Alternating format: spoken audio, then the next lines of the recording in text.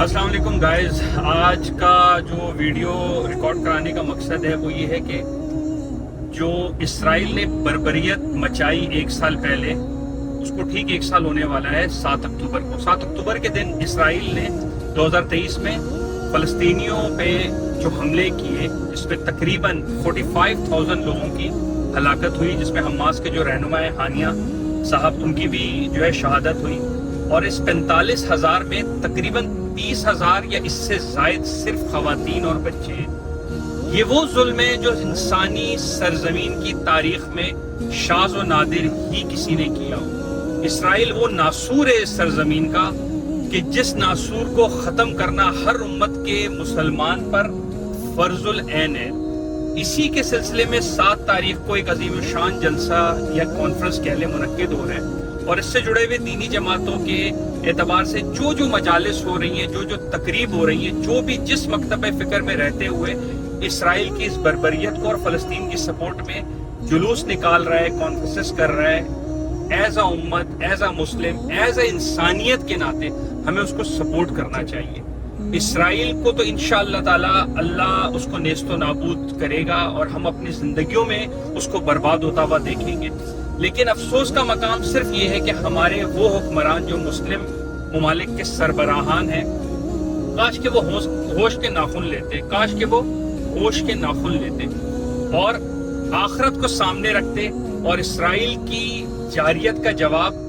وہ اسی اعتبار سے دیتے جس اعتبار سے رپلائی کرنے کا حق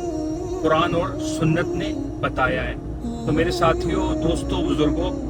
یہ بہت بڑا سانحہ ہے۔ ہم جیتے جاگتے انسانوں کے سامنے، جیتے جاگتے انسانوں، مردوں، خواتین کو مار دیا گیا، اور ہم ٹس سے مس نہ ہوئے۔ ہم اپنے کاروبار میں لگے رہے، ہم اپنے روز و شب کی محنتوں میں لگے رہے،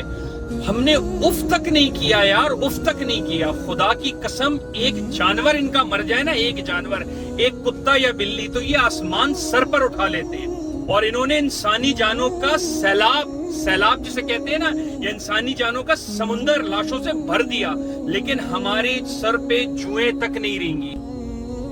کیونکہ ہمیں ایز امت بے حس ہو چکے ہیں۔ میری تمام کاتب فکر کے لوگوں سے ریکویسٹ ہے کہ خدارہ فلسطین کا جس نہج پہ ہو سکتا ہے ساتھ میں، ہم اپنے اختلافات کو بھلا کر فلسطین بھائیوں کی مدد کریں۔ کچھ نہیں کر سکتے تو اپنے گھروں میں تلاوت کر کے، 2 رکعت صلاۃ و حاجات پڑھ کے ان کے لیے عافیت اور خیر کی دعا۔ تقریباً تمام ممالک کے لوگوں نے، چاہے وہ امریکہ ہو، یورپ ہو، یا وٹ ایور کوئی بھی غیر مسلم کنٹری کیوں نہ ہو، انہوں نے فلسطین کے حق میں مظاہرے کیے، ایون غیر مسلموں نے بھی مظاہرے کیے۔ لیکن افسوس کا مقام یہ ہے کہ جن کو اس پر ایکشن لینا چاہیے، ہمارے 52 اسلامی ممالک کے ریاست کے سربراہان، انہوں نے وہ کردار ادا نہیں کیا جو کردار ادا کرنے کا حق ان کو تھا یا وہ کر سکتے تھے۔ لیکن at least as a Muslim, as a امت، ہم جو کر سکتے ہیں کم سے کم ہم وہ کریں کہ ہم فلسطین کے لوگوں کے لیے ہر فورم پہ آواز بلند کریں، جو امداد ہم ان کی کر سکتے ہیں ہم وہ کریں۔ کچھ نہیں کر سکتے تو کم سے کم 2 رکعت صلاۃ و حاجات پڑھ کے اسرائیل کو کھلے عام بد دعائیں دیں، اور فلسطین کے حق میں دعا کریں کہ اللہ کہیں سے کوئی ایسا مرد مجاہد اٹھائے اور کوئی ایسی فورس تیار کرے جو اسرائیل کو نیست و نابود کر دے اور اس کا وجود اس صفحہ ہستی سے مٹا دے، اور فلسطینیوں کو اور قبلہ اول کو سکون دے اور آزاد کروائے۔ تو میرے ساتھیوں، دوستوں، بزرگوں، بس یہی میسج ہے کہ ہم اپنے حکمرانوں سے تو ایٹ لیسٹ نا امید ہو چکے ہیں نا،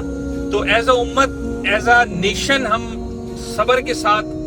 ایٹ لیسٹ وہ کر لیں جو بندہ جو کر سکتا ہے فلسطین کے لیے۔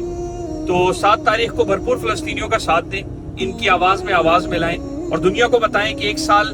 وہ تشدد، وہ ظلم اور وہ بربریت اسرائیل نے کی ہے کہ جس کی مثال بہت کم کتابوں میں ملتی ہے، اور انشاءاللہ اللہ نے ہر چیز کا مکافات عمل رکھا ہے، اور اسرائیل کا وجود بھی ایک عبرتناک انجام تک پہنچے گا، اور اللہ اس مکافات عمل سے جب اسرائیلیوں کو اور اسرائیل کے لوگوں کو اور یہودیوں کو گزارے گا تو انہیں سمجھ میں آئے گی کہ اللہ کا عذاب اور اللہ کی پکڑ بہت سخت ہے۔ اللہ ڈھیل تو دیتا ہے،